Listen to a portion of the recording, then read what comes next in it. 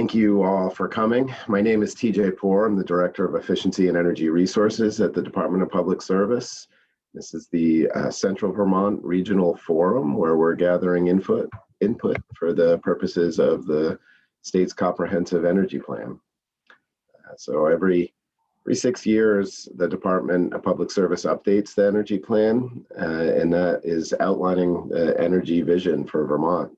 And in developing the plan, we recognize that we're really not the only entity doing planning in Vermont.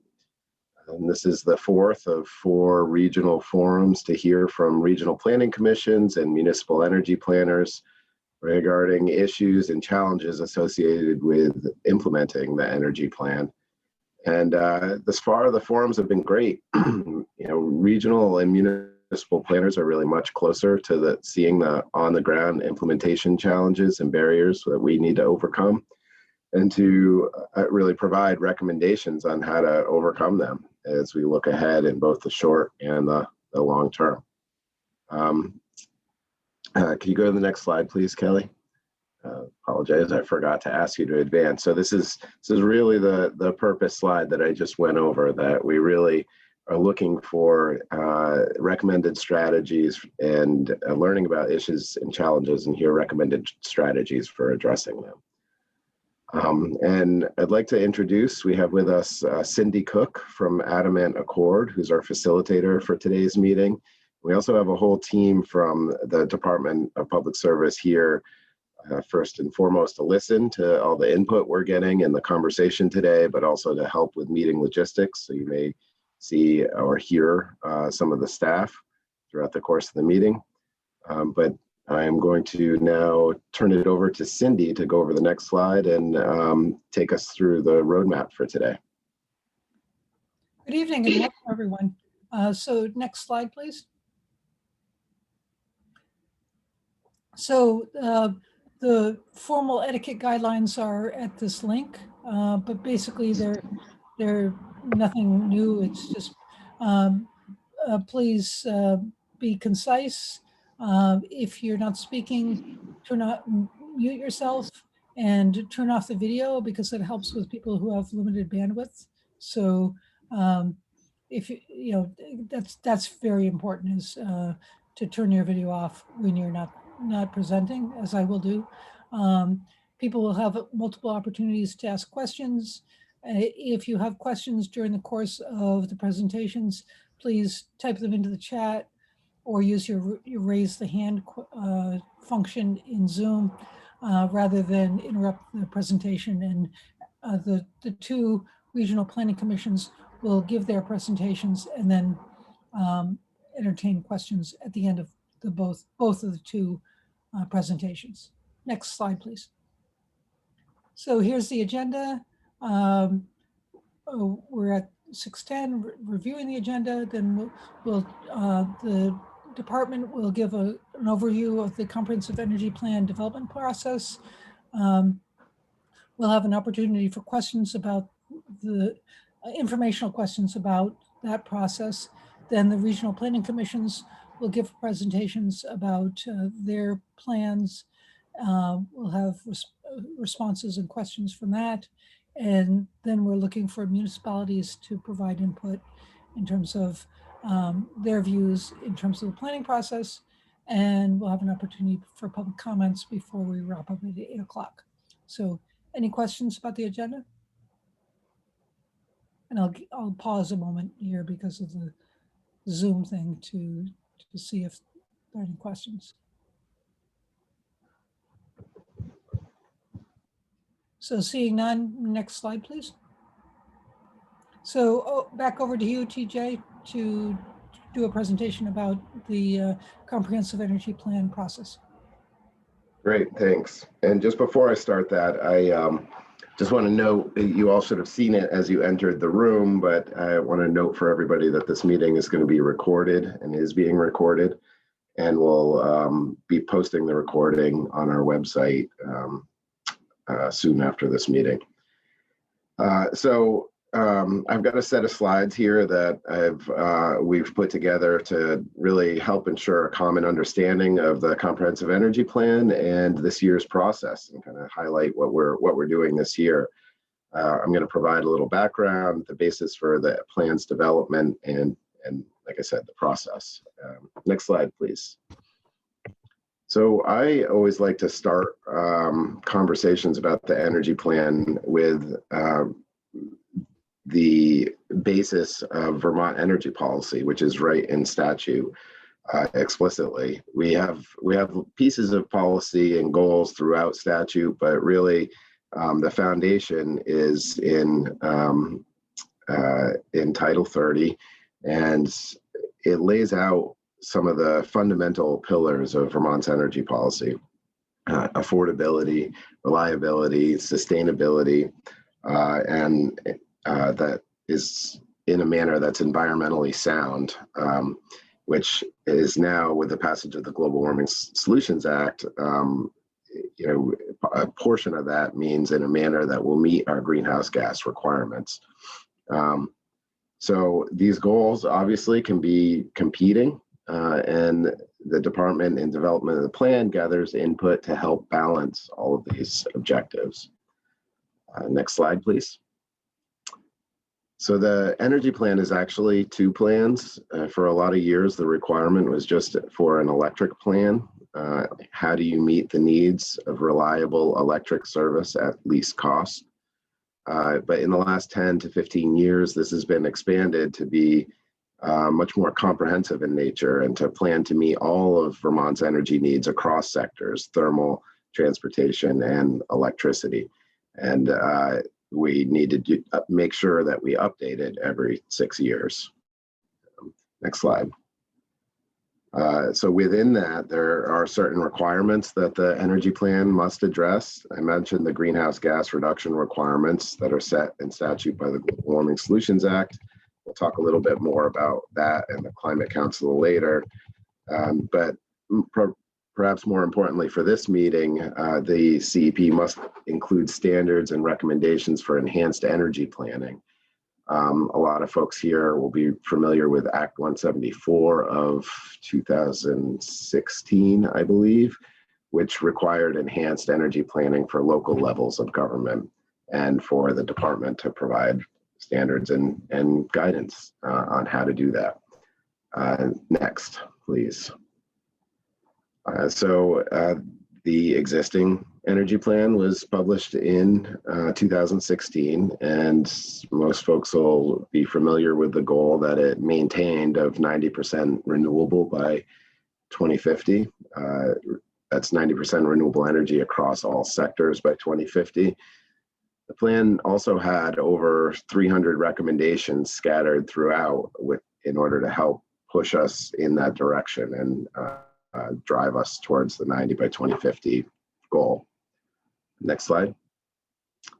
So for our 2022 comprehensive energy plan, that target is a starting point. We're not expecting to backslide from there. We're starting assuming that we are going to meet that goal still.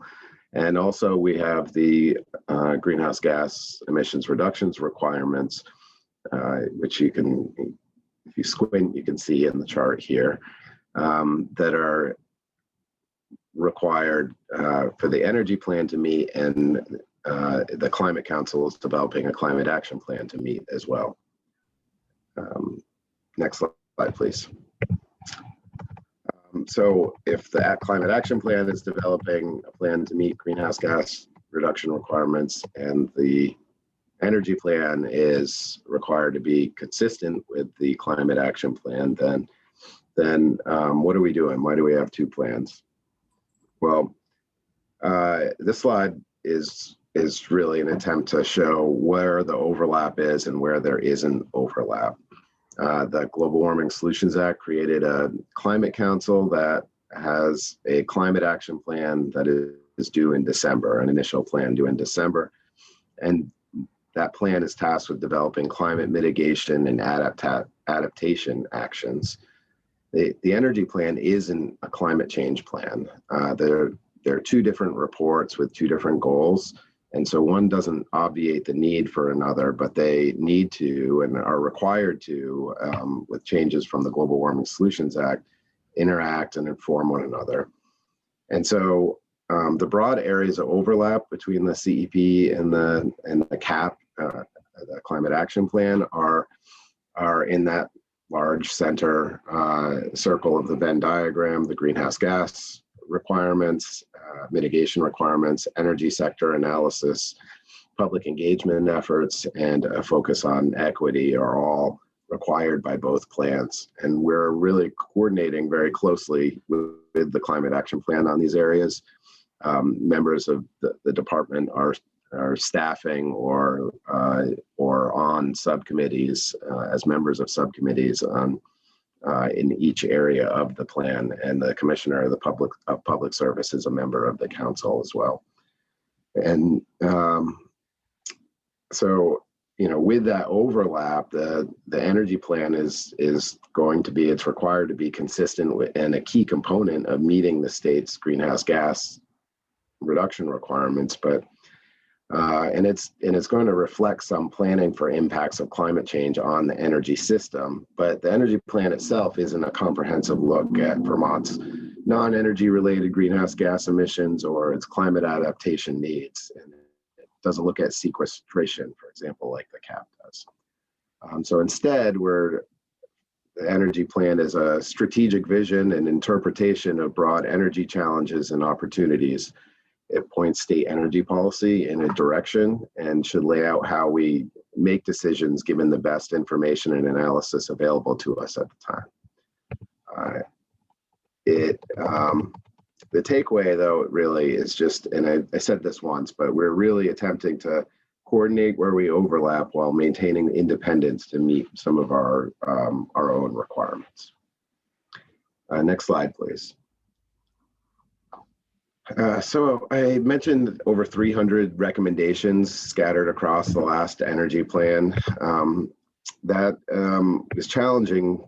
That energy plan does a lot of great things, but it's challenging to put those scattered recommendations together in a cohesive vision or strategic plan that can identify trade-offs among policies, milestones for identifying success and need for modification, and really to have the plan be flexible and in the face of uncertainty. So uncertainties that could identify uncertainties that could affect policy success. And really this boils down to the trade-offs among policies. How do we value the costs and benefits in analyzing what's a good policy for Vermont? And then how do we apply that? We're in terms of milestones, when's a policy no longer likely to be effective? How will we know? For example, if electric vehicles are the only vehicles available to own or to purchase, do we still need electric incentives for electric vehicles? When's the time to scale that back? The answer is probably yes, but in a maybe a modified version, we're not sure. But how do we evaluate that is really what we want to get out of this. We really just want the plan to be robust in the face of uncertainty. The plan will also include, as I mentioned, Act 174 standards and recommendations, and climate and renewable energy pathways. So explicitly, how do we get from here to there? And as usual, include the state's lead by example plan for state government operations. State government's one of the biggest as customers of energy or users of energy in Vermont. And so we have a state agency energy plan that is part of the energy plan. Next slide, please. So to support these efforts, we're doing some quantitative analysis using the low emissions analysis platform developed by Stockholm Environment Institute. We're working with the Agency of Natural Resources and NESCOM, who's a regional association of air regulators, and SEI, Stockholm Energy Institute, to to complete a reference case that estimates consumption, production, and resources in all sectors going out to 2050, and then analyze mitigation pathways. So we'll be able to see the delta for what we think is going to happen given our current state of affairs and what we need to do to get to meet our targets. We're also planning to regionalize results. Those who are close to regional planning commissions will be familiar with LEAP. We used LEAP last time to take the results of what we called the total energy study last time and translate that and try and regionalize or localize the results and really understand what it would take for each region or even municipality within its borders to make proportional progress towards the targets. And one of the exciting things about LEAP is that that total energy study last time I was a part of that, and it was used a great model that it may have even had a few more bells and whistles than the LEAP model, but it was kind of black box-ish, and we weren't able to actually use that model to track our progress or kind of update it as we go from 2016 to 2022.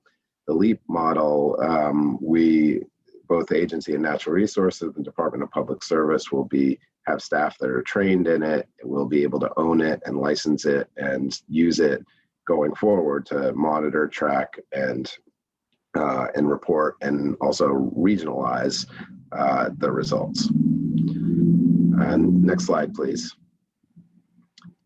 So we're throwing up here the tentative timeline, and I emphasize tentative, not because the end date is tentative, that is required, but because as we work to coordinate with the Climate Council's work, we're really trying to be flexible and integrate both public engagement and expert stakeholders, so that we're not asking 80% of the same questions to 80% of the same people and kind of duplicating effort. So some of the dates have been moving a little bit, but we're still relatively pretty much on track to hit our January 2022 deadline to have a provisionally adopted energy plan. And so where we are now is in the June to August timeframe with the topical stakeholder groups, where those are later in July and August. We're hoping to have sector-specific groups with experts to really inform some of the plan. We're going to have another set that is broader public engagement that actually isn't represented on here. And we're doing the regional forums here. This is the last one.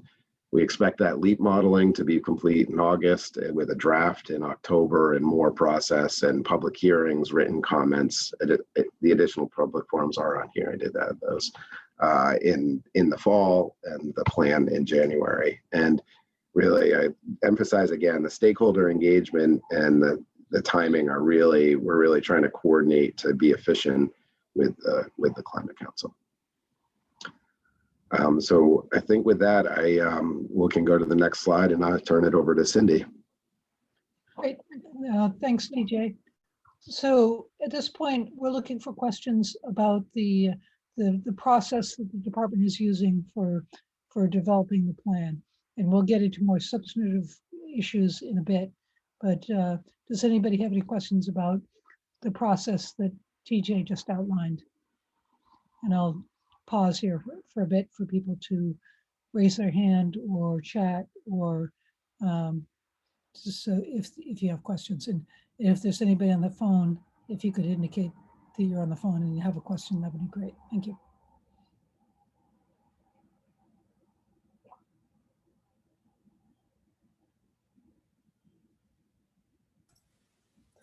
Cindy, this is Philip. I do see a couple of questions coming in on the chat, which I'll read aloud.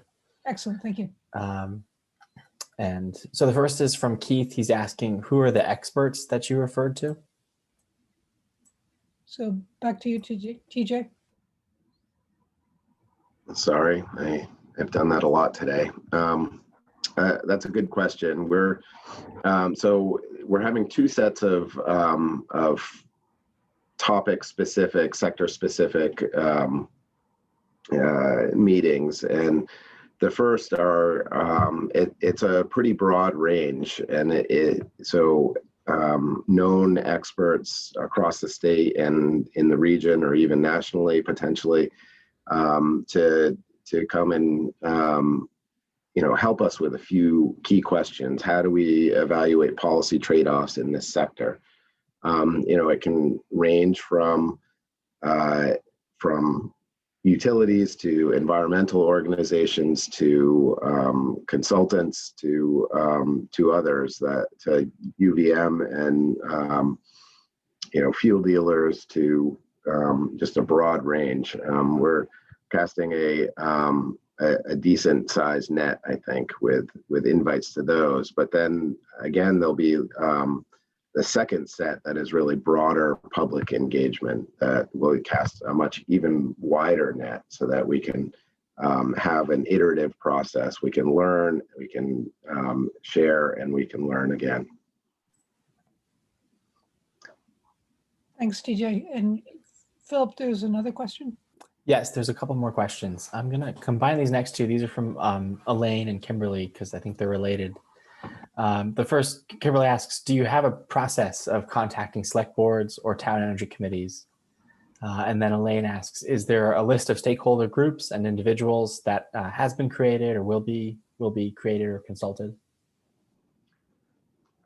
So the first one, we don't have a specific process, as far as I'm aware, for contacting select boards or town energy committees, but we are working with VNRC to present. We did one webinar with VNRC and their network, VCAN network, to reach out to energy committees. We did an initial webinar with the Climate Council director, the Global Warming Solutions Act director, to kind of give an overview, and expecting to do another one when we have some modeling results and to get more input there. So I think the process for energy committees is largely we're relying on VNRC to help us with that, and they've offered and are willing. We don't have a specific process for contacting select boards though, and we'll take that into consideration. And we do have a stakeholder list that we've been developing as we go. Folks can self-select on our website to be put on that stakeholder list, and you'll get notices of meetings and hearings that we're holding related to the energy plan and requests for input. We did issue a RFI in last December related to modeling. And I think that answers that one. I hope it does. So any follow-up questions or other questions from the chat, Philip? Yes, there are at least three more. This is a question from Jeff asking, how does this process relate to the Energy Code collaborative process that's currently underway? So I think this process can be informed by that. They're separate processes. So that one is really specifically related to our building energy codes for new construction or major renovations. That's the code collaborative process, and is really intended to address a lot of issues that we aren't normally able to address when we're going through the quote unquote normal code update process, which, by the way, will start this fall after the ICC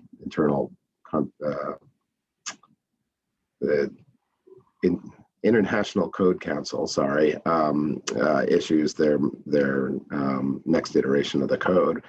Then we're statutorily bound and excited to then update our Vermont's energy codes, both the residential and commercial sector. So I may not have finished that thought. So that code collaborative process can, all the information being gathered there informs not only the code update process, but obviously the energy plan as well. The next question if I may, Cindy, comes from Steve, and he notes the Global Warming Solutions Act calls for equity as a central theme in addressing the climate challenge. Will this theme of equity be incorporated in a comparable way as you develop the comprehensive energy plan?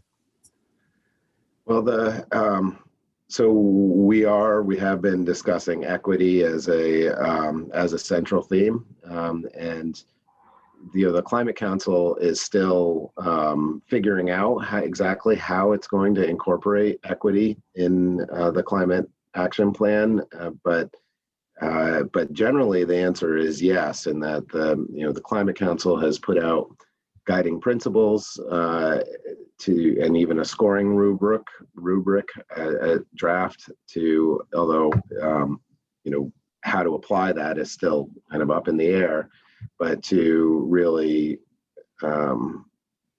tackle equity issues. And the energy plan is going to rely on that, as well as there's a equity impact assessment tool that the state itself has developed last year. That those two pieces will be, which really kind of elevate in the policy making and decision making process, really elevate thinking about issues that historically haven't been thought about when policy has been made. And that's not only for future policies, but for reevaluating existing policies. So that was a long-winded way to say yes, we will be incorporating equity as we develop the CEP. And I'll even add that we're relying on the public engagement process of the Climate Council a bit. One, not to duplicate efforts, so we're coordinating closely, but also there's a lot of resources with the Climate Council that we don't want to duplicate, but the Department of Public Service just simply doesn't have. And so by coordinating, we're really able to extend the reach of that effort of the Climate Council to the energy plan as well. Thanks, TJ. Philip, there are several more questions, I think. Yes, two more questions and a clarifying comment related to an earlier question. I'll just go in chronological order. Henry asks, are building simulation models being used to calculate retrofit savings, or is net zero energy modeling occurring as part of the CEP? So we're the LEAP modeling will report on emissions for the state using the being calibrated to the current climate inventory. The Climate Council is actually going to be reviewing the climate inventory, and has technical consultants hired to go in depth to review that and make recommendations going forward.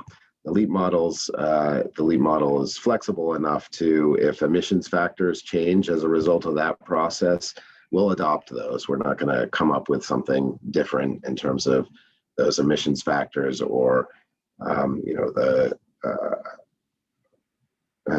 global warming potentials of different fuels. In terms of the modeling, also is looking at is modeling sequestration as well, and sequestration policies. That's not really normally part of the energy plan, but the model will have that, so we can see what our net energy emissions are, or our net emissions are going forward. In this effort, we're not using building simulation models. We're using historical results and expected results going forward for our retrofit programs and the savings that can be achieved from both retrofits or from new codes or new construction. Thanks, TJ. I think there's one more question and one comment, Philip. Yes, Keith asks, what research is the Department of Public Service doing to learn from energy plans from other states or other countries? So as part of the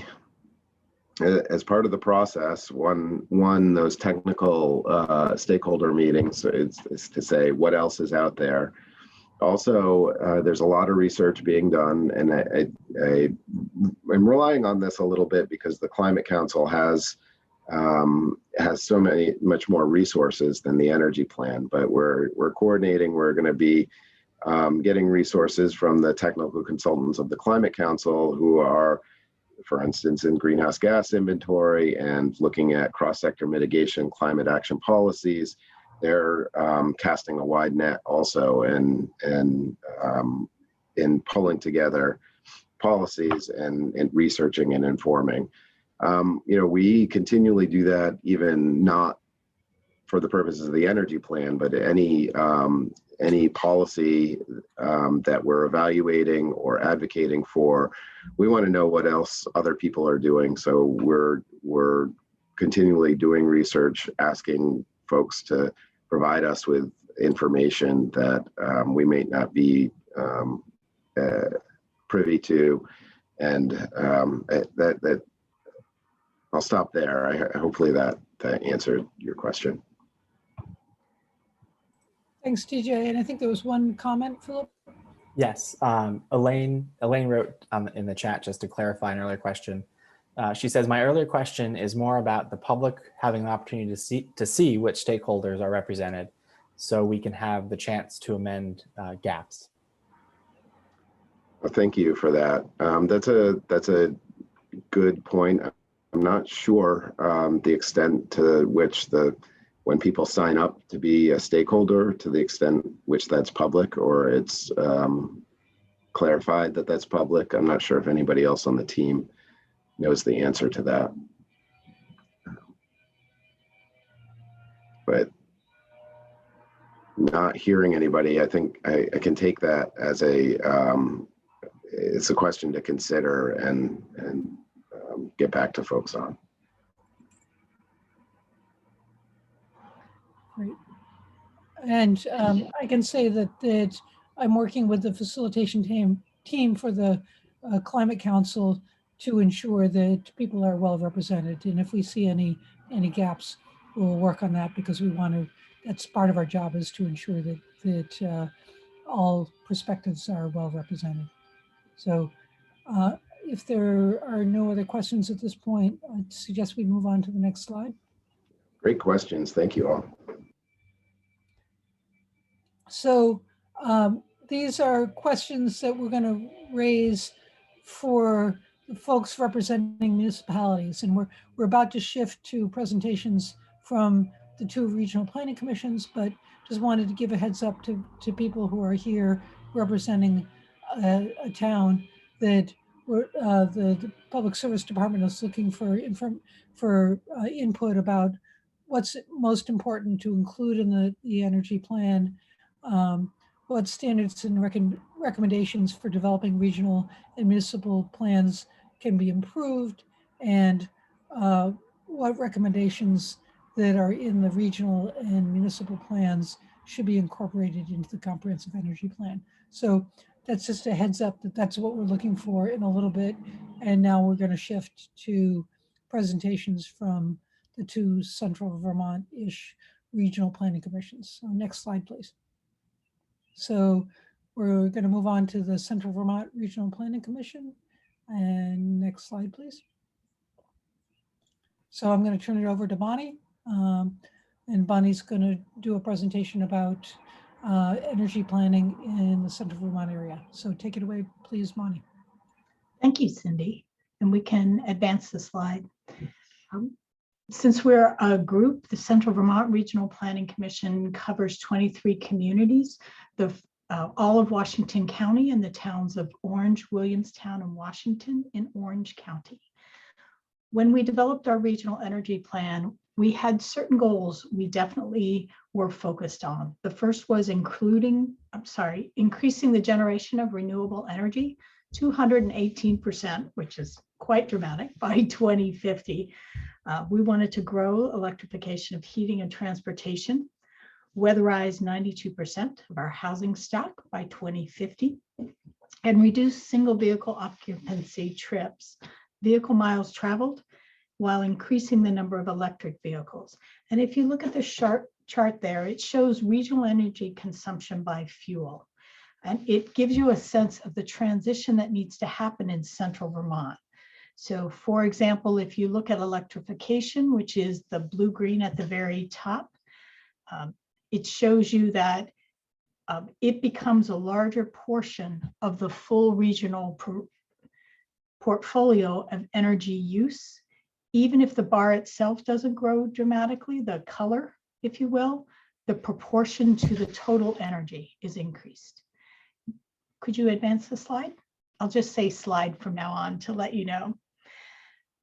Here we talk about the strategies and some samples, but we focused on 4 major areas: conservation and energy, reducing transportation energy demand through a variety of sources there, and promoting renewable transportation, development and siting of renewable energy, and promoting high density development. And in the gray areas, you see some of the strategies we used. It is not the full breadth of them, but conservation and energy, things like municipal stretch codes, outreach and education to help everyone understand what some of the strategies are under conservation and energy. For transportation, things like encouraging public transit and rideshare programs and electric vehicles. And we'll talk a little bit more about some of the changes in public transit towards the end when we talk about progress. Facilitating development of walking and biking infrastructure. Under development and siting, we were looking at what's a baseline of existing generation, and then how are we growing from there? And prioritizing and evaluating future generation. Where are our preferred sites, and what should those sites accompany? One of the areas we'll be moving into in the future is energy storage.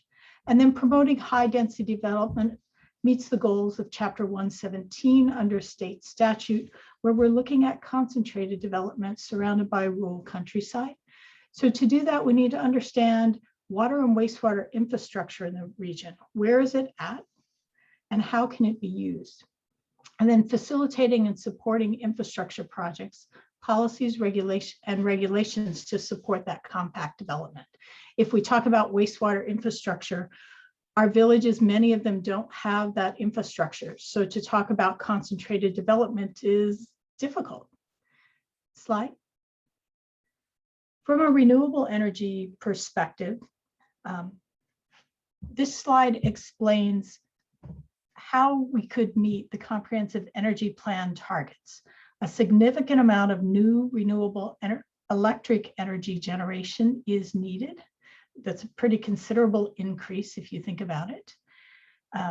To meet the comprehensive energy plan goals, and the chart, and I realize I'm pointing and you can't see it, the regional energy targets portion, the blue chart, gives you a sense of where we're at and where we'll need to be by 2050 to meet those goals. And then the bottom part talks about renewable energy use by sector. So by 2050, we dramatically have to change our energy profile. Slide. From a thermal perspective, heating.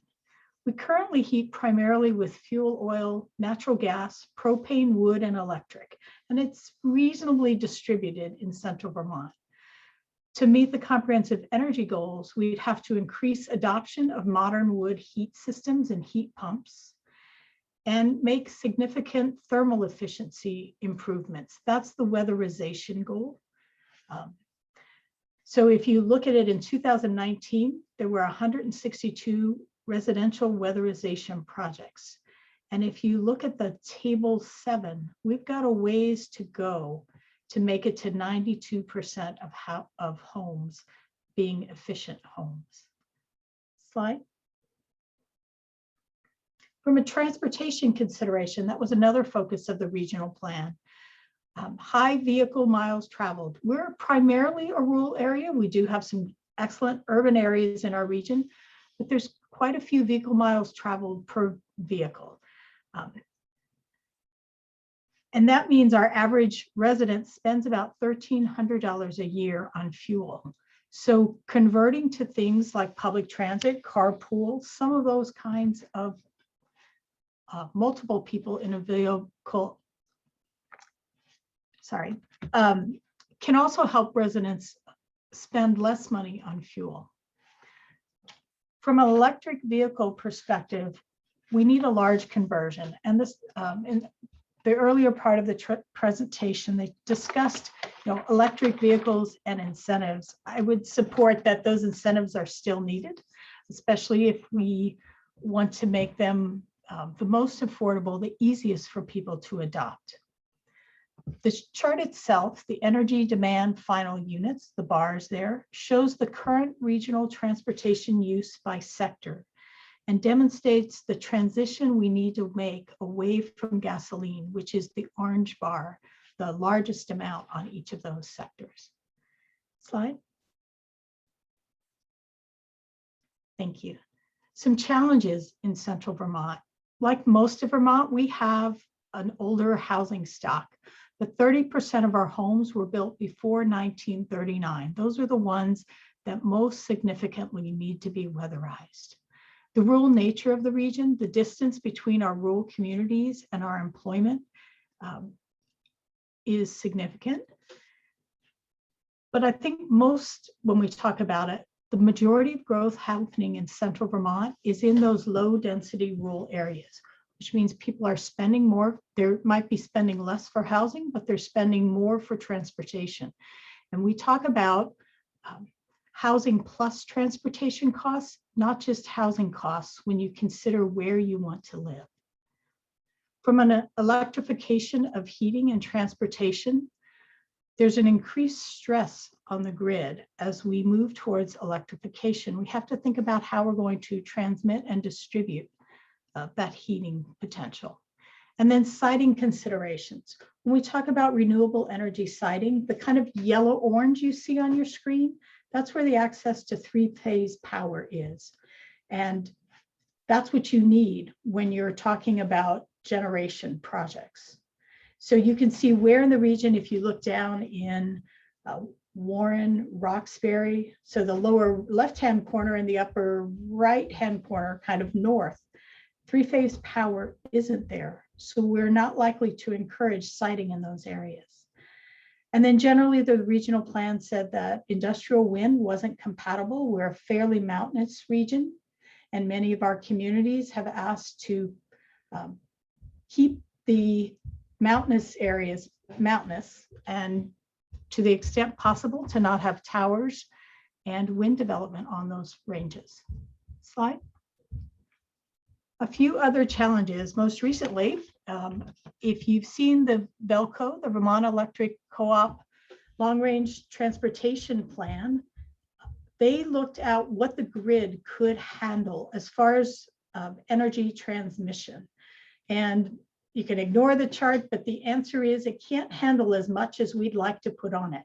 So the next version of the regional plan coming up in the next 2 years is going to look at what does that mean if we can't meet our goals with the existing grid. We're pretty good for 10 years, but not for 20. How do we move towards efficiency? How do we move towards potentially additional transmission projects?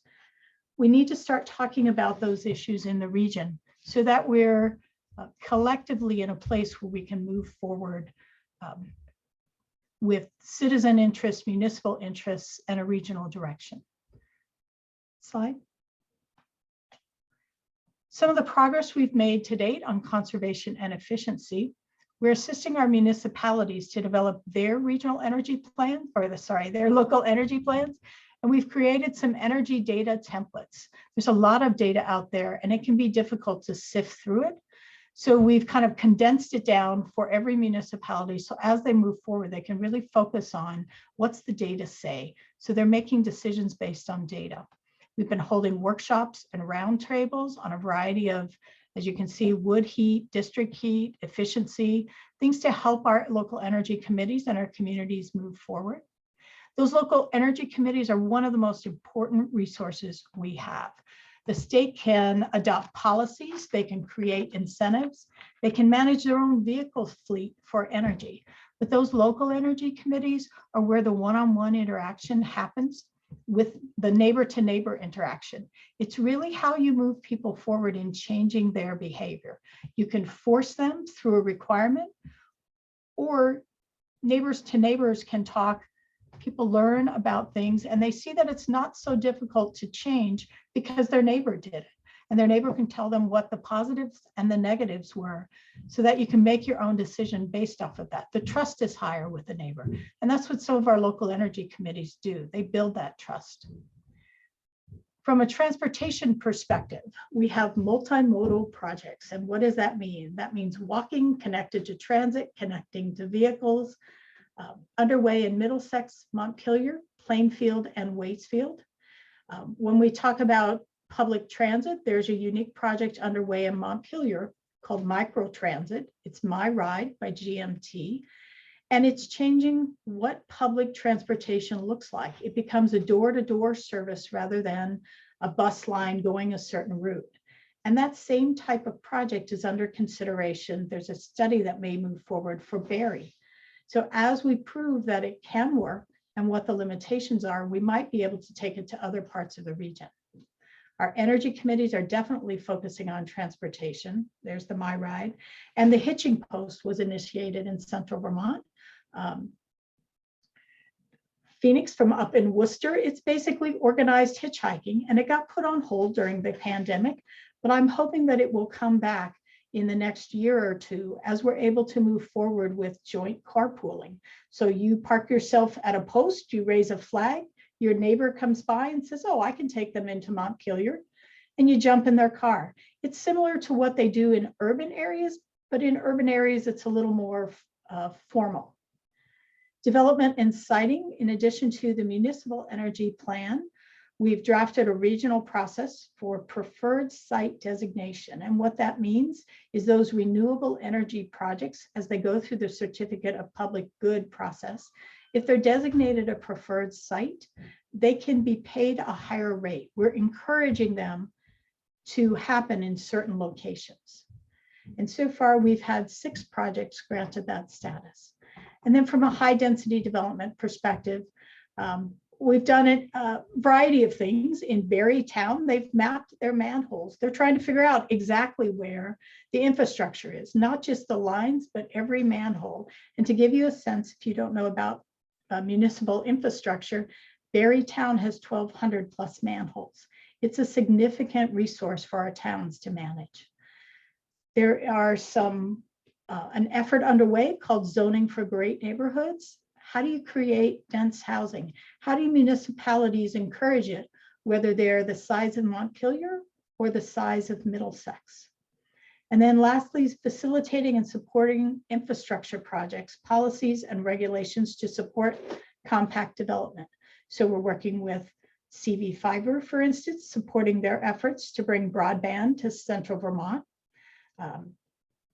Sorry, I'm losing my other kinds of infrastructure, water and wastewater. Stormwater is a significant thing in central Vermont, but all of those add up to where people want to live. So if you want to promote high density development to slow energy use or create more efficient use, you need to create places people want to live and want to live together. Slide. I think that's it for me. Oh. These are just some examples. So on the right side, the Marshfield, that's an example of the data reports we're doing for towns. The Middlesex Energy Committee put together an energy cost model to try and put some information in their plan. And then on the right side, a more recent effort was bringing together recreation groups so they could talk about creating a regional recreation economy, a lot of which is built around our trail systems. So how can they foster not just the east-west cross Vermont trail, but north-south connections among existing trail systems as well? And slide. So thank you very much. That's Central Vermont. Thank you, Bonnie. And I imagine that presentation will elicit lots of questions. And if you have questions, please put them in through chat. We'll shift now to the Chittenden County Regional Planning Commission and Melanie and her crew, and then we'll take questions after that. So over to you, Melanie and company. Good evening, everybody. Thank you for joining us. I'm Melanie Needle. I'm a senior planner at the Chittenden County Regional Planning Commission. With us this evening is also Regina Mahoney, Planning Program Manager, and Taylor Newton, Senior Planner. So they may chime in at the end of the presentation or be available for questions as well. Next slide. So the presentation is going to focus on the regional plan, the ECOS plan, which is the regional plan for Chittenden County. It includes the region's metropolitan transportation plan, which sets the priorities for transportation infrastructure in Chittenden County.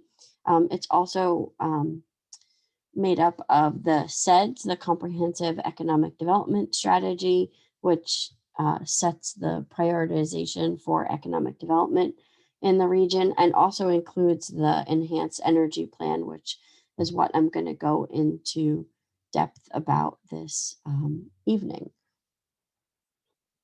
So the ECOS plan is a sustainability plan, so it focuses very much on people, place, and prosperity. It incorporates the visions and goals of regional partners, organizations, and businesses to preserve our quality of life. And it's very much, the concept is rooted in the circle of prosperity, where, what we do in the built environment affects the people in our region as well as the prosperity of our region. The ECOS plan is broken up into 4 broad categories: natural systems, social community, economic infrastructure, and the built environment. And further beyond those 4 broad categories are 17 goals. And the goals and the key issues that we talk about related to energy fall under the built environment. Next slide. Also, the 2018 ECOS plan is centered around 8 strategies. The strategies help to focus the Regional Planning Commission's 5-year implementation plan, and these strategies range from economy to smart growth, water quality, farms and habitat, health, education, governance, and equity. And the region's energy strategy or energy action is embedded underneath our smart growth goal, because those 2 outcomes are symbiotic.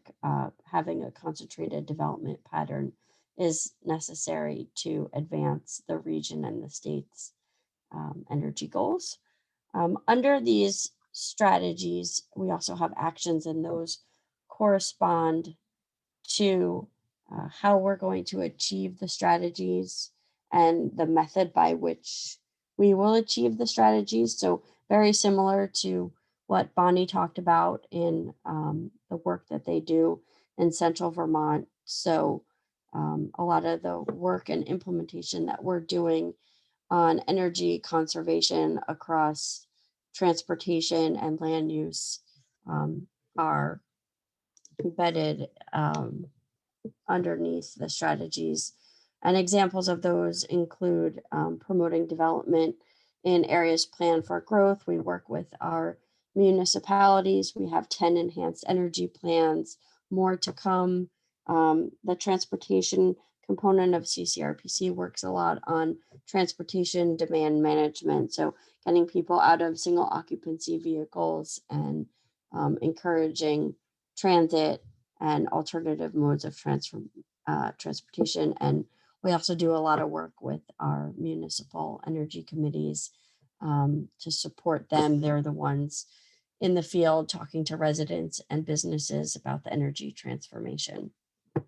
Next slide.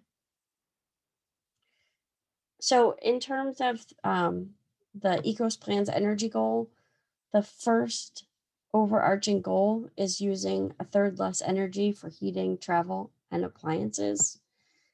We conducted an extensive LEAP analysis with the Department of Public Service and VEIC, similar to the charts and graphs that you saw in Central Vermont's presentation. We just present our data a little differently.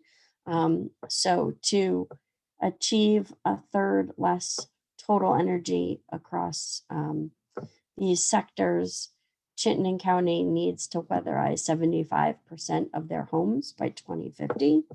At the time of writing the 2018 ECOS plan,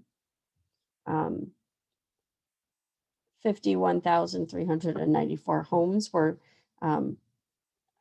needing to be weatherized. Since then, well, not since the writing of the ECOS plan, we're actively tracking the data.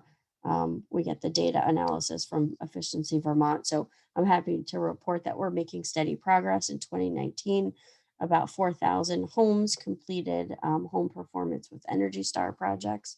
So we're making progress. Another critical component of energy conservation is our land use pattern. Planning for a majority of new growth to take place in our areas planned for growth. And those areas are the turquoise area that you see on the map in front of you. And having our concentrated development in these areas where we're seeing a majority of our growth helps to reduce travel distances and provide more energy efficient buildings. Buildings are smaller, they are more weatherized, living in a compact land use pattern, encouraging walking and biking and transit use is easier. And CCRBC is happy to report that we've been achieving over 86% of new growth in our areas planned for growth. Next slide. So another critical component of the regional energy plan is transforming the transportation and heating sectors to electrically powered renewable sources. So that means electric vehicles and cold climate heat pumps, essentially. The transportation sector accounts for 38% of the county's energy use. So it's really important that we transform it through electric vehicles and installation of electric vehicle charging stations. The target is 89% of passenger vehicles to be electric by 2050 to advance the state goals. As of writing of the ECOS plan, there were 601 EVs and plug-in hybrids. The current status for electric vehicles as of 2019 was about 1,400. So we're making good progress there. And then in terms of the heating sector accounts for 44% of the county's energy use. It's important that we work together with utilities and energy committees to get the information out about the installation of heat pumps and how they can provide efficiency, and also they are a cost competitive alternative to fuel oil. The target for advancing the state energy goals is by 2050, 55% of residences and 40% of commercial businesses need to transition to air source heat pumps. Next slide. So the ECOS plan, we did an analysis to understand what it's going to take for 90% of energy to be generated from renewable sources. So first, we estimated how much land area is available in Chittenden County to meet the renewable energy generation target. Our generation target is technology neutral, meaning it can be achieved through wind, solar, biomass, and hydro. But for the purpose of estimating the total land area needed to meet the target, we assumed 100% of the generation would be from solar.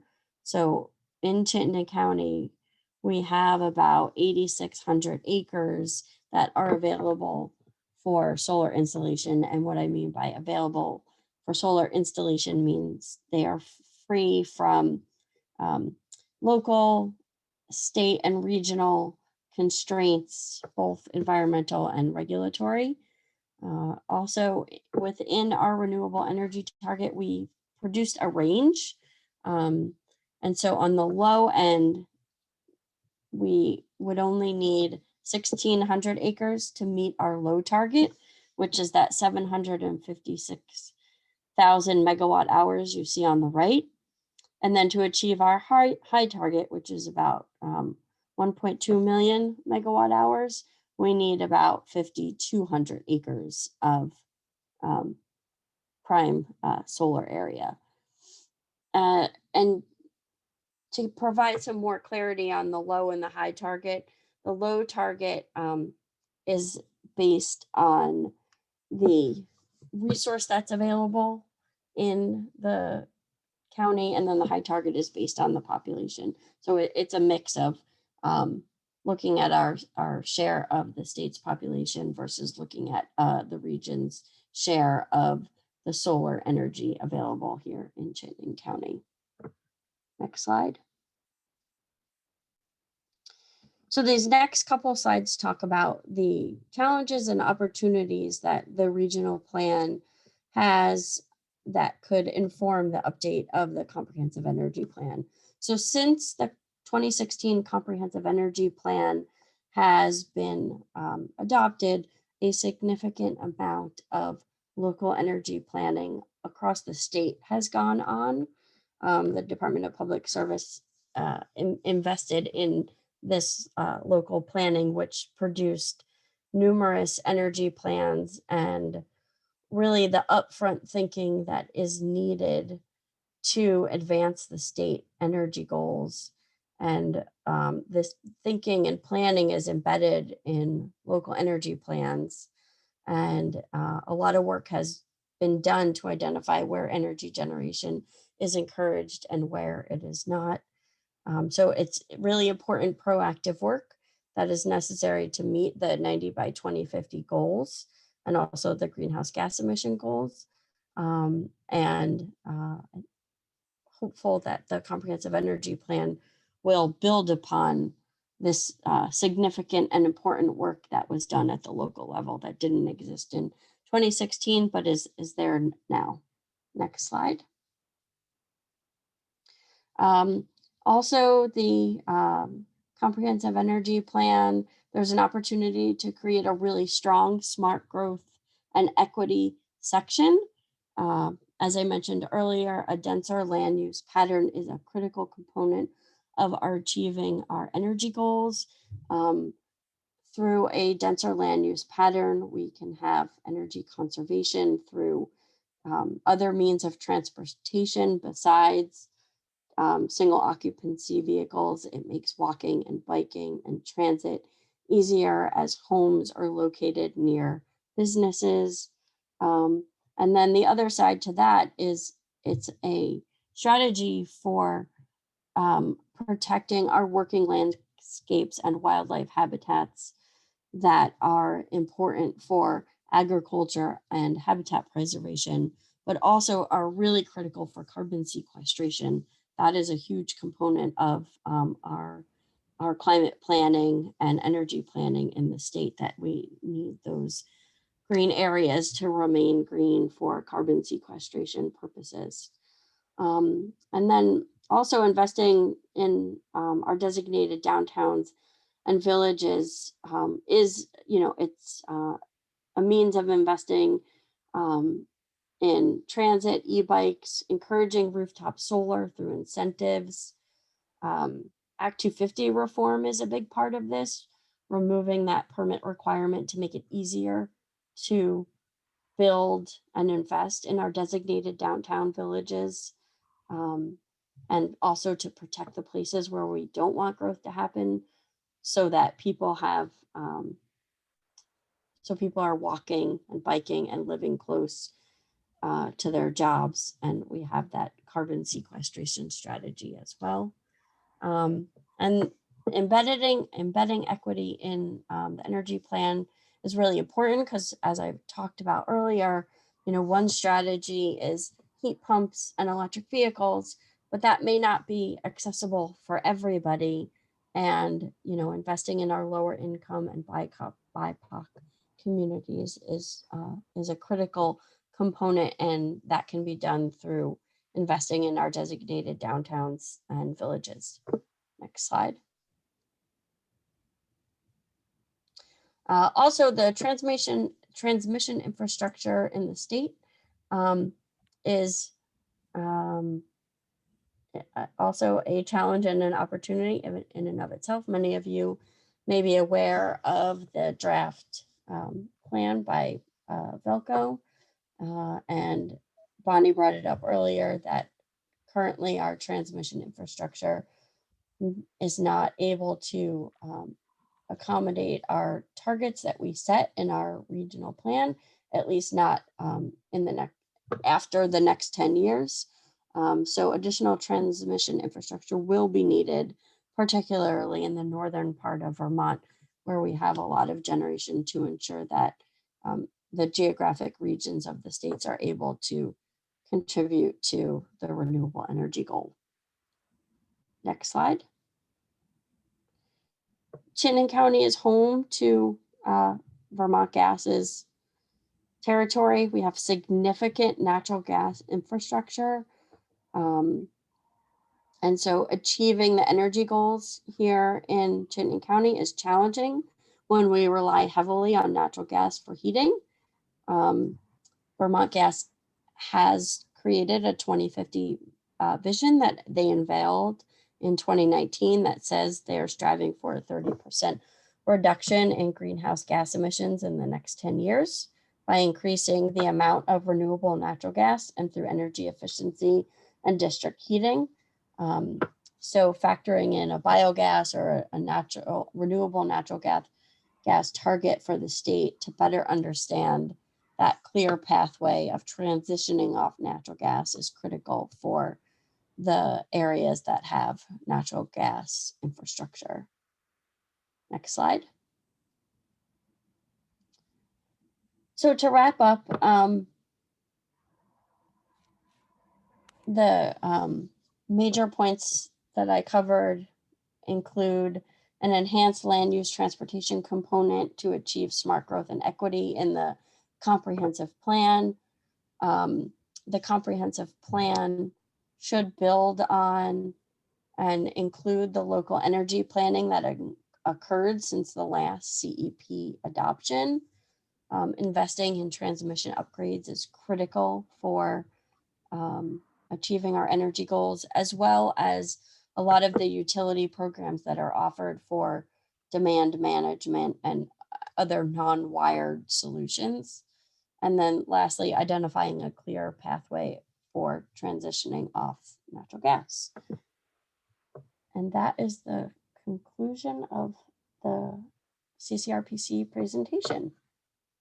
Thank you, Melanie, and thank you, Bonnie. So now we're looking for questions for both Melanie and Bonnie in terms of things that you heard that you would like more clarification about regarding the presentations you just heard. So I'll pause here and pass it over to Philip in terms of who has questions, if anybody. Thanks, Cindy. There are a number of questions, which I will read. And then there's also a number of comments in the chat related to one of the earlier questions that the department posed, which is talking about comprehensive energy plan and how to support regional and municipal energy planning. But let me start with the questions as they relate to the 2 Regional Planning Commission presentations. This was during Bonnie's presentation, but it's not necessarily just for her. Jeff asks, how can the comprehensive energy plan and regional plans meet their goals for increasing in-state renewable energy when the Public Utility Commission is actively discouraging wind power and net metering in the permit process?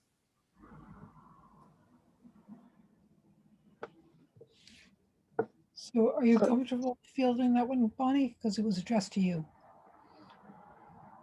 Yes, I think that part of changing what's happening at a state level is making sure we all understand what it takes if we bring wind power in. So for instance, our regional plan discouraged it. Now we're looking at the trade-offs. Is it wind power, which primarily is going to be up mountains, or is it transmission lines cutting through our communities? And that's a conversation we should have at a regional level as well as a state level. I can't speak for the Public Utilities Commission, but I suspect they saw a lot of, I can only surmise, they saw a lot of resistance to wind energy. And so they're discouraging in part because we all, meaning a lot of Vermont citizens, are discouraging it as well. So that was the direction I would take, is that we have to have our conversations locally and regionally and feed into the state process if we want to change that. Great, thanks, Bonnie. And I know that wind is a hugely difficult question, and we don't have the time for a robust conversation about it now. But it's good to have that on the radar. And Philip, I'd move to you for the next question. Okay.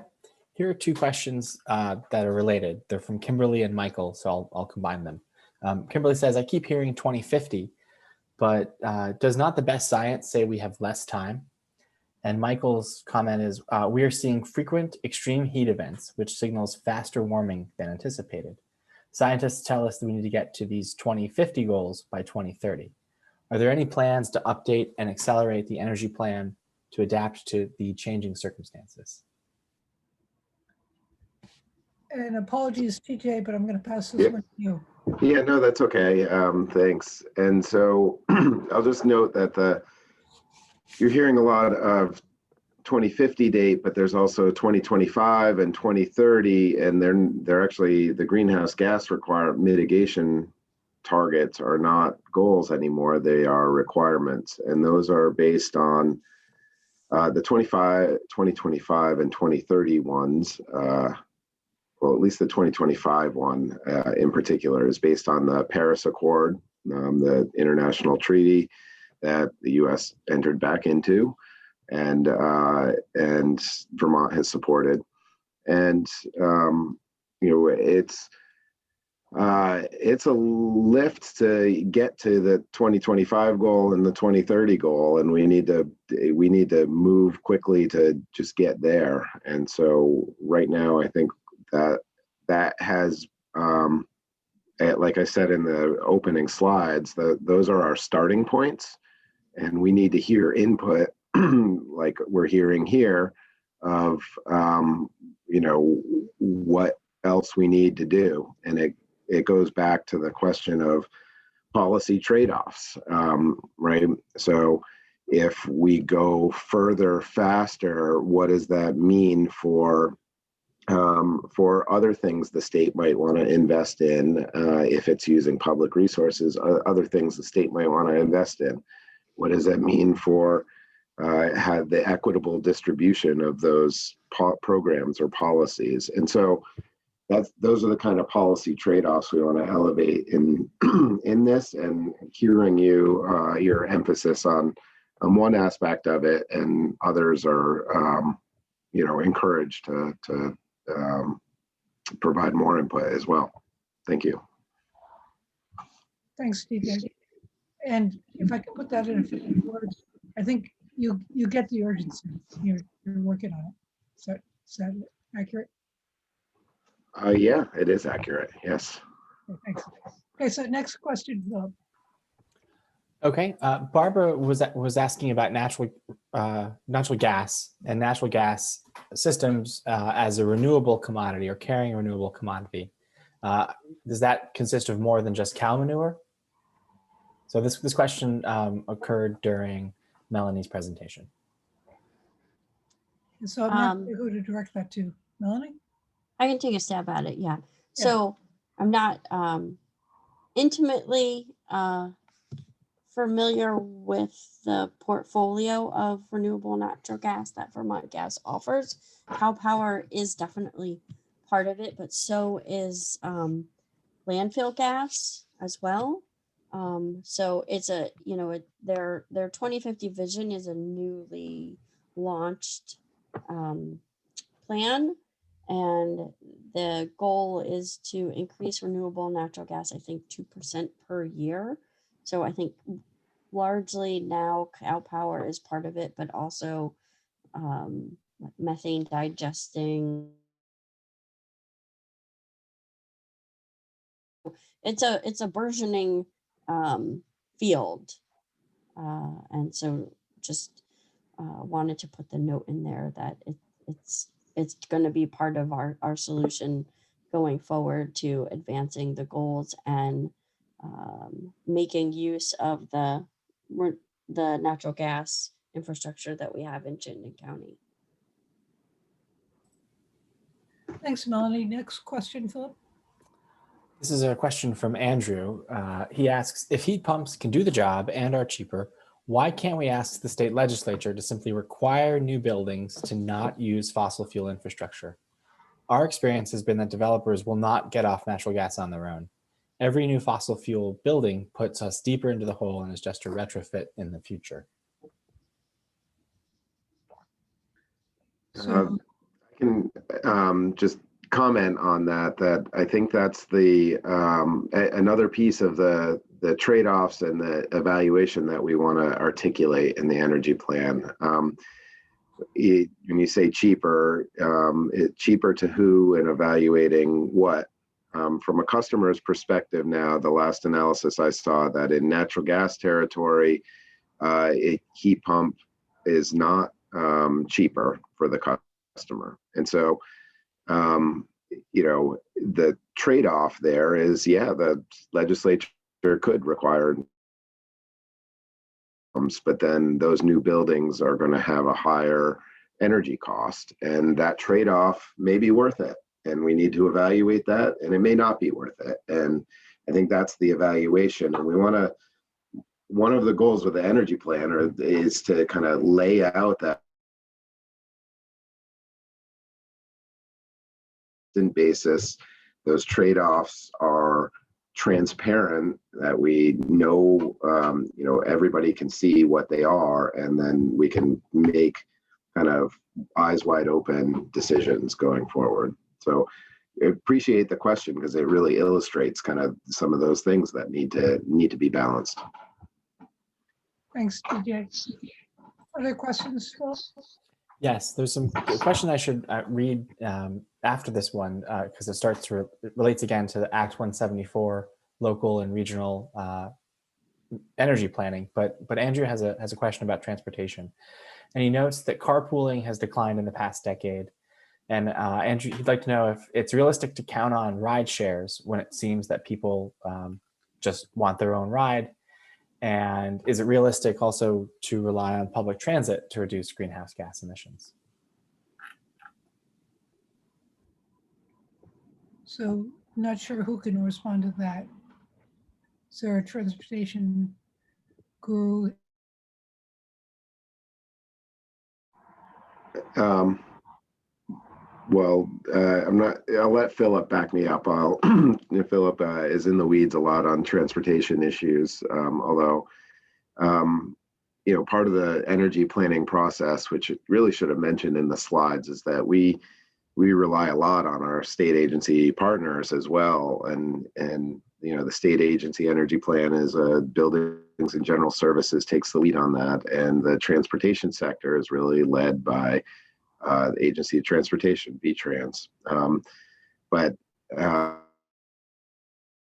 is something that, I guess I would say we need an all of the above strategy. Ride sharing is going to be part of it. Can we count on it solely to meet our needs? Probably not, but it's probably part of the solution. And we'll need to evaluate our existing ride sharing and public transit policies and look to go forward. And I left out ACCD. I left out a few agencies, but ACCD, Commerce and Community Development, it really is doing a lot with land use planning and smart growth, to just put a couple of catchphrases out there, I guess. But I was working a lot in this area and engaged in that.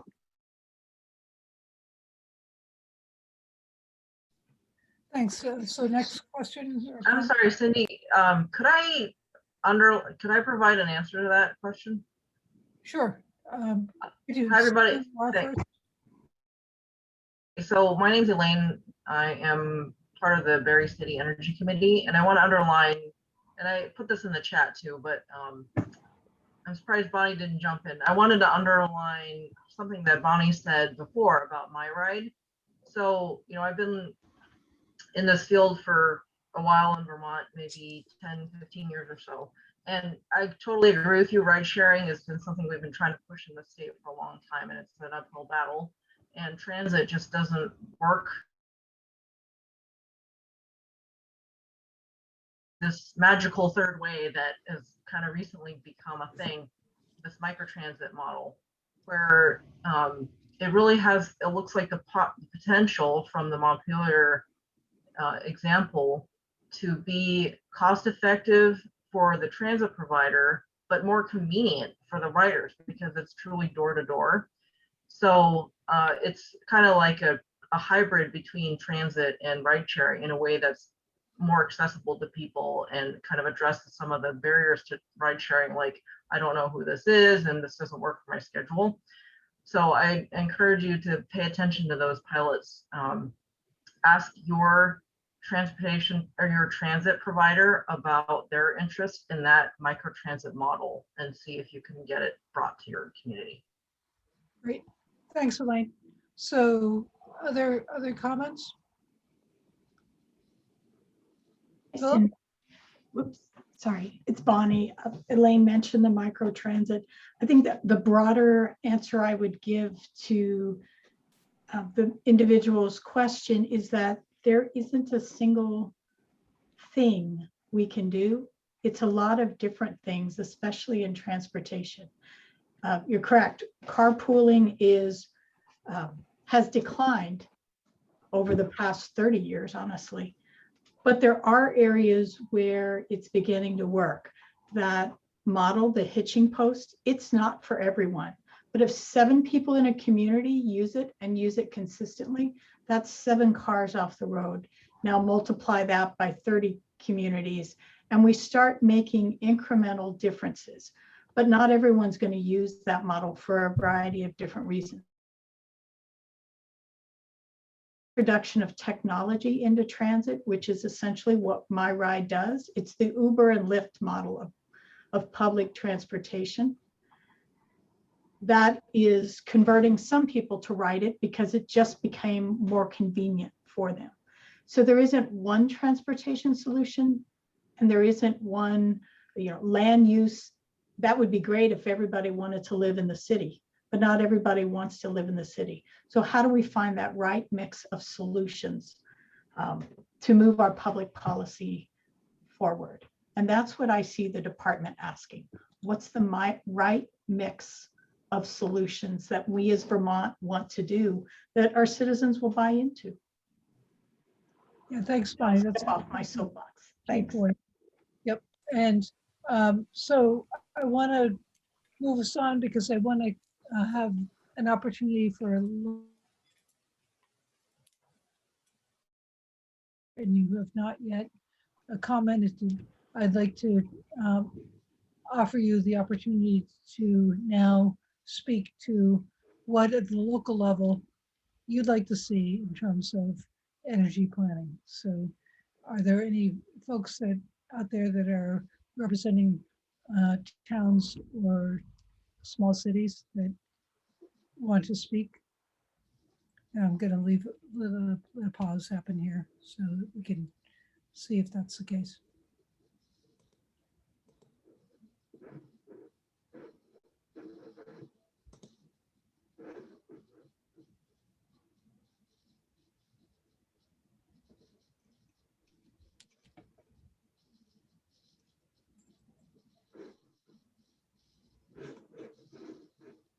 So Philip, are you seeing any comments about this question or other questions that we should address?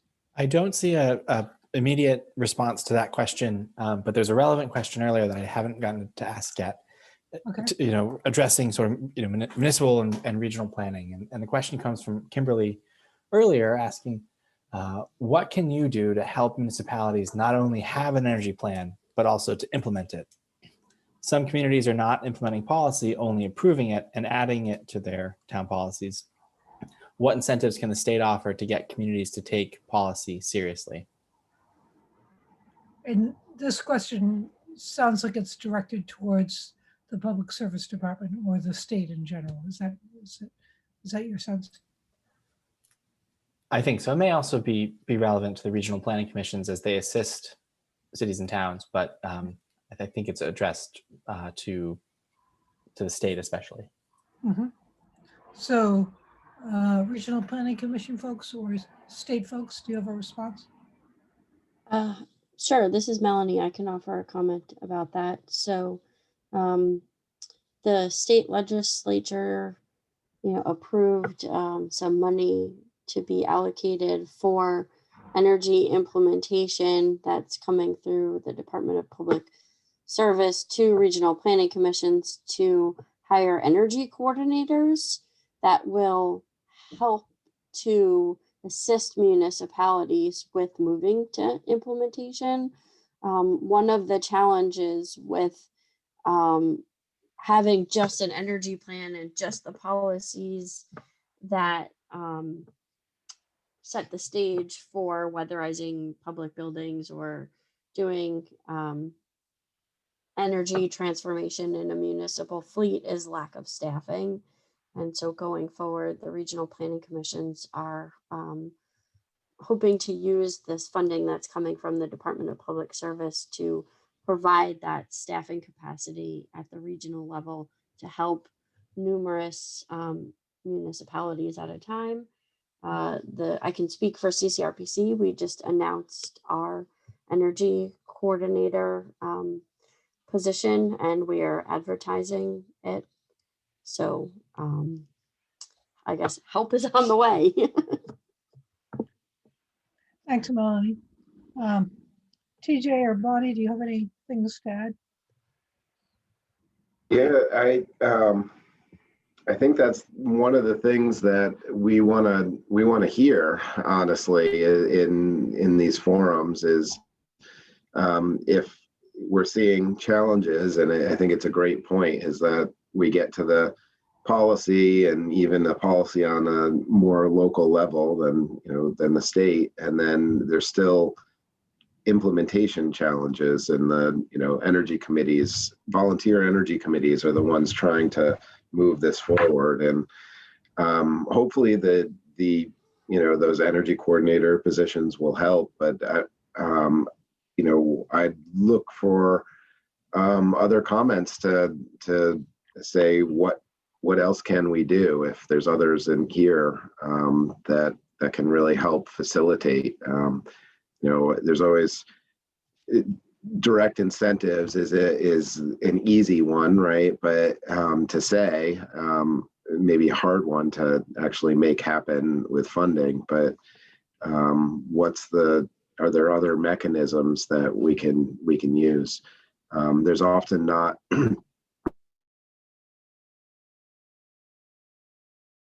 into the state energy management program, which is a revolving fund that would allow the proposal, well, what's there now allows the state to dip into this revolving fund and make investments in its own buildings and and then pay back the fund over time with the energy savings.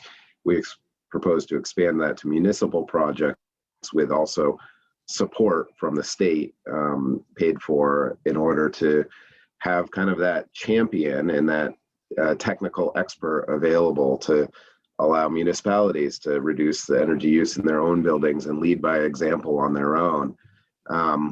The energy coordinators is a little different than that, but it's another example of an idea of how to get things moving in a municipality. But I'd look for more comments from the group here and beyond.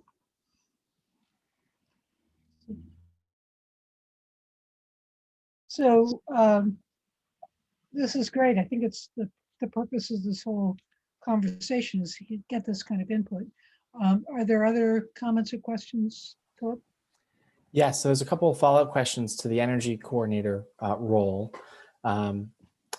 So the first is for CVRPC, for Bonnie, asking if Zachariah Maya will be replaced, and are the resources from the state needed for that? And this is just related, asking if the regional energy coordinator position that's been announced in Chittenden County is related to ARPA or American Rescue Plan Act funds. That's the Federal Rescue Act from earlier this year, and asking if there are other related energy programs being funded with ARPA. So those are sort of related questions. I guess I Let's should. start with a question for Bonnie. So Zach's position is being replaced, or Zach is being replaced in that position. We're in the interview process right now. I would hope someone would be on board by early to mid-August if all goes well in the hiring world. In addition to that, we will also be hiring an energy climate action coordinator similar to Chittenden County. We simply want to close one hiring process before we start the next. So Central Vermont municipalities, that is coming our way as well. And I'm trying to remember if there was a second part to that question. I think it might have been for Melanie. So are resources from the state needed for that? Not for Zach's position, but the climate action / energy position. That funding from the legislature was greatly appreciated. That lets us dedicate a staff member to that who can work directly with municipalities on implementation. So that'll be more than workshops. That will be helping you calculate your actual energy use, a variety of different things that can support those energy committees that are on the ground. Thanks, Bonnie. And I think there was a component of the question for you, Melanie, but I've lost track of what that was. It related to funding source and ARPA, the American Rescue Plan Act, whether that's a source of those dollars. And the answer is yes. And I can comment on the last part. There are other energy programs being funded with ARPA funds. There's about, I'm not sure I'll get them all here, but I'll run through them quickly, I guess. There's about $16 million going to weatherization programs for low and moderate income. That's split up by $9 million going to Vermont Housing Finance Agency to set up an on-bill or a to-the-meter financing mechanism where customers don't have to take on debt. It kind of stays with the house. And then provide additional incentives for low moderate income.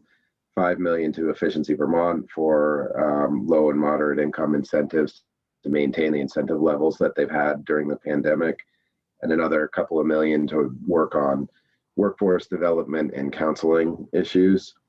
There's $10 million to an affordable clean energy program to the Department of Public Service to support low-income solar, or solar for low-income customers are dedicated to. And then another 10 million over a couple of years going to the Clean Energy Development Fund. And then there's $100 million that is reserved by the legislature to talk about next session once the initial climate action plan has been issued, and to dedicate to programs or to furthering recommendations of that plan. I think I got most of them, most of the big ones, but folks can chime in if I missed any. So thanks, TJ. I'm going to turn it back to you, Philip. Are there other questions or comments?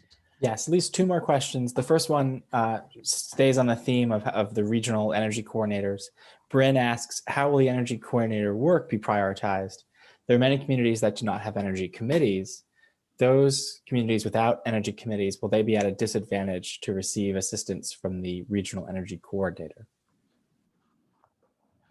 So I'm not sure who can respond to that. Are there? I think Melanie or Bonnie. Yeah. I'm not putting you on the spot, Melanie and Bonnie, but we're putting you on the spot. Do you have comments about that? Or would you mind just repeating the question? I was trying, I was Sure. just trying to read along in the chat and I lost track of it. The question is, if a municipality doesn't have an energy committee, will they have a harder time getting assistance from the regional energy coordinator?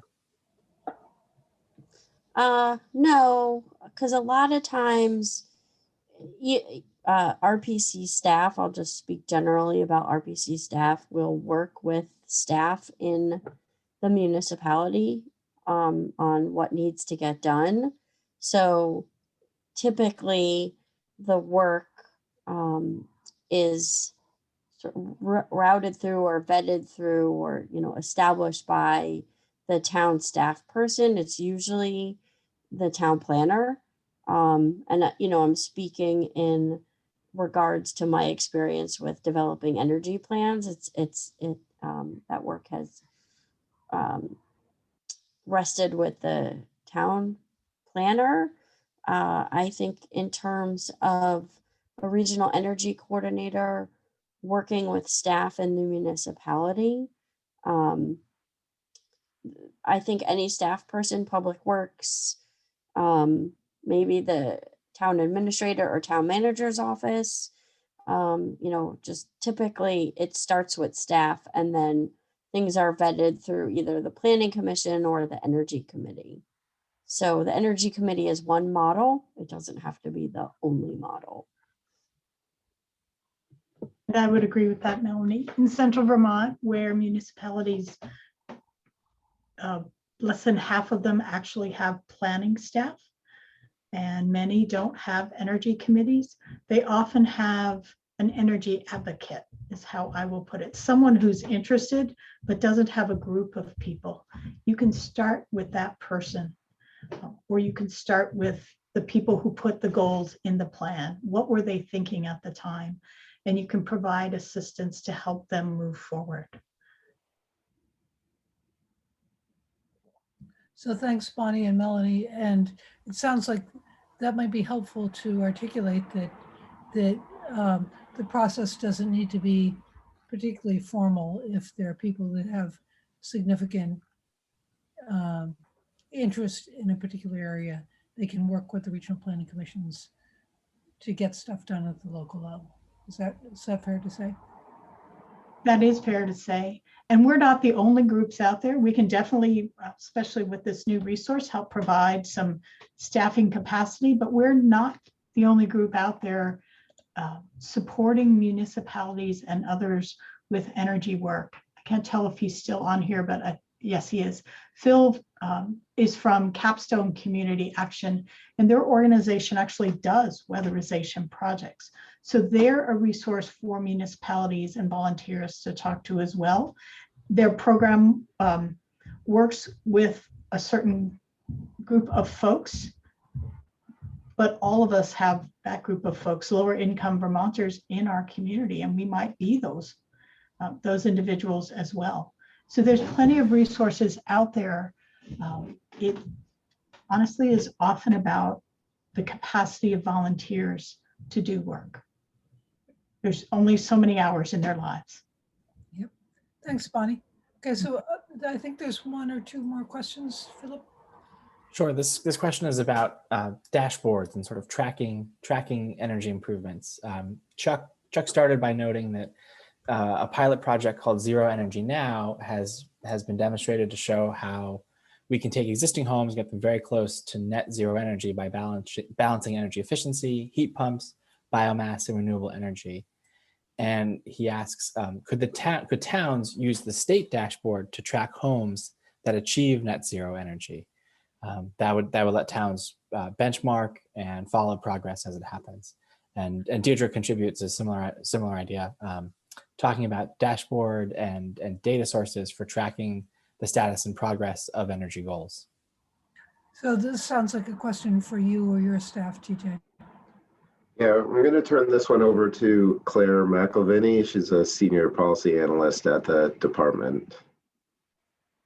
Great. Thanks, TJ. And I think I also saw another question in the chat generally about sustainable investment in the dashboard. So lump that into this and just say that the department's been working with EAN and a lot of other stakeholders to make sure that there is a sort of sustainably sourced energy dashboard for the state. We do recognize that that's been such a valuable resource for a lot of folks, especially those doing the regional and local planning. So we're sort of at the department working to develop a state energy dashboard to help make the type of information that's available on the existing community dashboard openly and transparently available. We've been working with the representatives from the regional planning commission, lots of other utilities, other stakeholders on the best way to sort of streamline that data collection and make it the most accessible. We're sort of in the development stage of that. And I know that in the interim, EAN is working to update their data sources sort of as an ongoing process right now. And then to the sort of tracking question, that's definitely something we're talking about as we sort of iterate through first getting the infrastructure up and running and then thinking about how to best utilize those resources. So certainly thinking about how we can track a high level progress towards our energy goals, but then I think would certainly welcome feedback on some of those more specific questions like the net zero energy or weatherization programs or anything else that might be really valuable for folks to have up there. We sort of, again, are looking to think about how to make that a sustainable resource and evolve with the needs.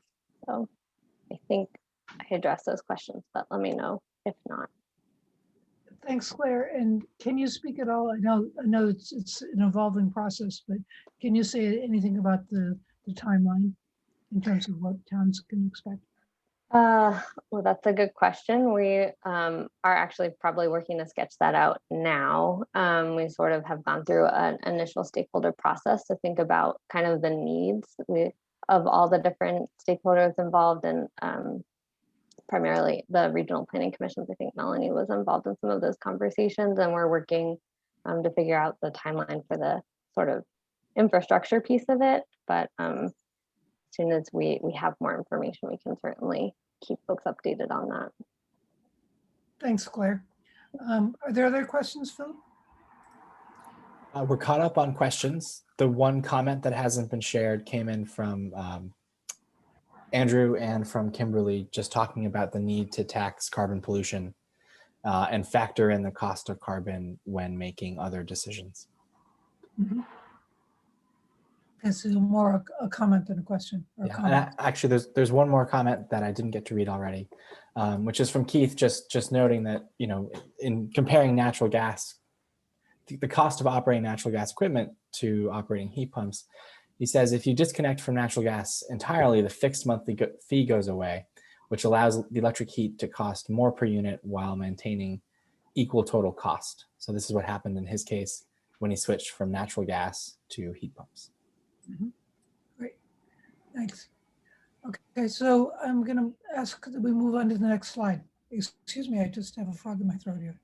Okay, so now we're looking for input from people who are representing town energy committees or just towns in general. Are there people out there that have not yet spoken who would like to provide input? I just ask that you raise your hand or in chat. And what the department is looking for is you see the questions in front of you. What's the most important to include in the comprehensive energy plan to support municipal planning? How can the standards and recommendations for developing municipal Act 174 plans be improved? And what recommendations from the local energy plans should be considered by the Public Service Department as they update the comprehensive energy plan? So looking for a sense of how many people out there have comments. Cindy, this is Philip. I can share some comments that were posted earlier, if that's all right. And we can obviously give people some time to add additional comments.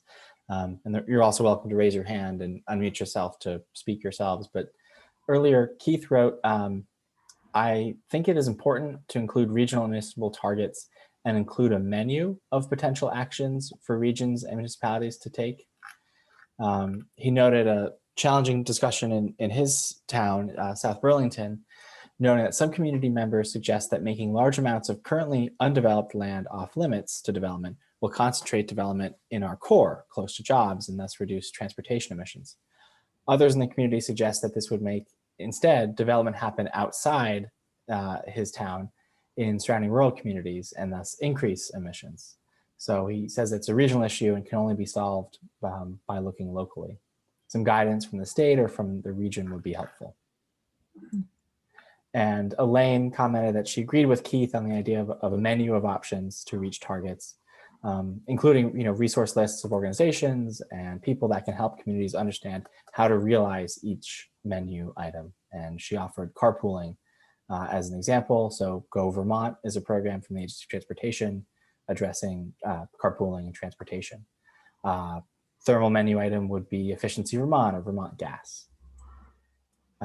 There's some newer comments also, if I can read, and anyone's welcome to share directly. Andrew just wanted to reiterate an earlier comment about reducing greenhouse gas emissions while at the same time allowing new fossil fuel infrastructure, and suggests that municipalities or the state should allow municipalities to ban or phase out or tax new fossil fuel infrastructure. And there's a comment from Keith asking, is there a central location for all adopted municipal plans that comply with Act 174? This might be helpful as more communities are working on them to get ideas from other ones that have been approved.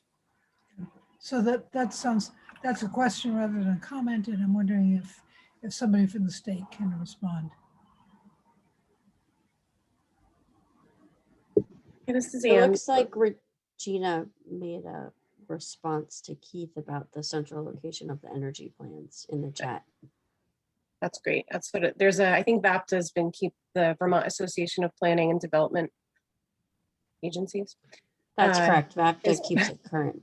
Keeps up that list. The department has a central source for all of the regional approved energy plans on its website.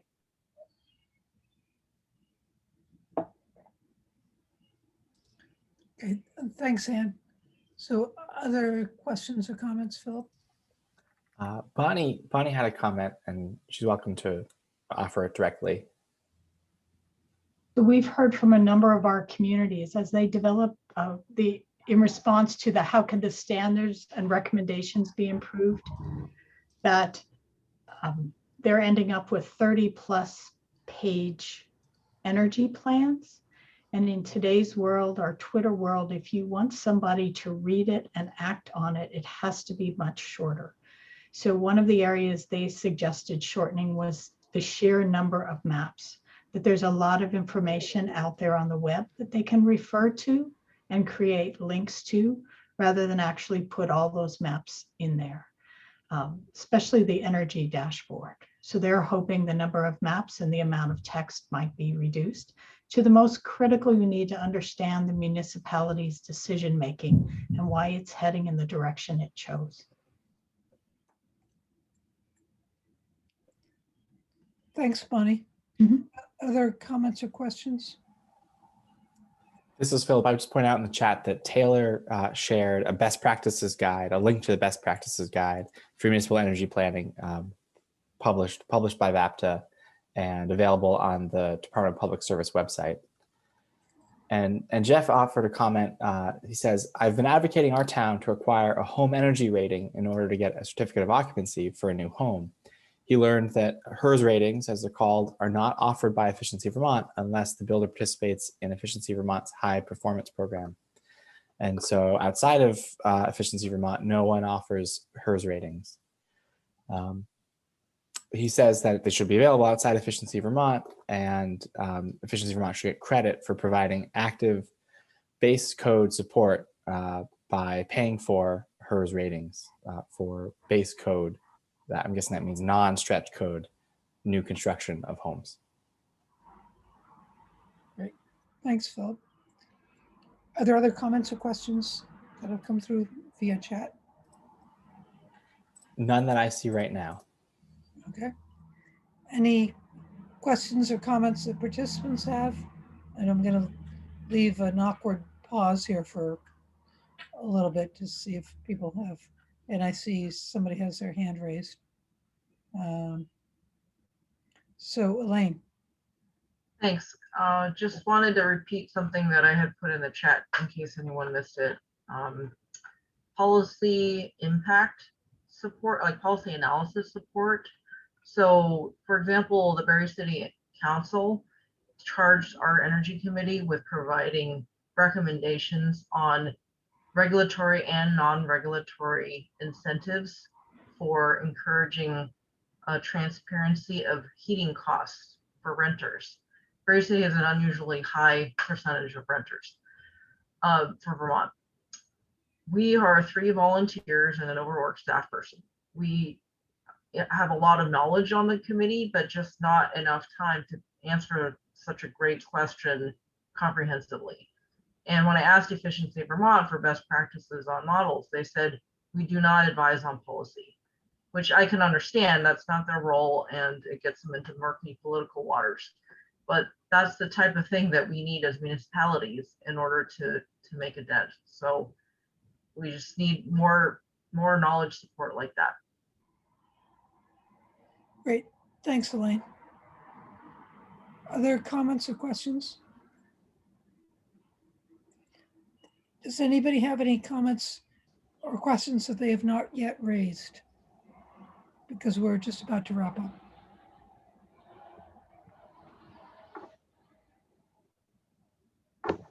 Philip, are you seeking anything?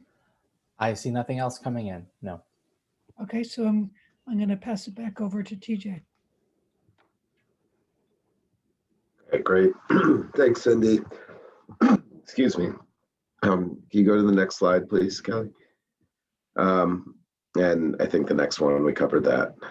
So I do want to really thank everybody. The conversation here was excellent, ranging from details like the dashboard to the bigger picture questions of policy trade-offs. And I saw a couple of comments on what to include in those trade-offs, like the cost of carbon, for example, which I think is a really important comment to hear and and a piece that we need to consider as we evaluate going forward.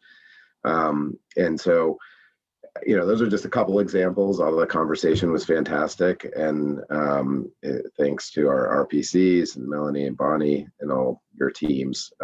Great presentations, and it's really great to hear what you guys have been doing, what you guys still need, this isn't the end. This is really just the beginning of our comprehensive energy plan process. I think, as I mentioned earlier, our timeline is evolving a little bit as we look for consistency and opportunities to coordinate the public engagement with the Climate Council.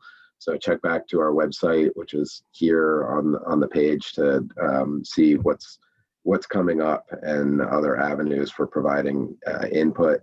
We have a dedicated email to the Comprehensive Energy Plan, and also on our website, I think we have just a kind of for lack of a better word, a button you can click on to kind of enter your name and get added to the stakeholder list. And I will take back that question on the stakeholder list as well.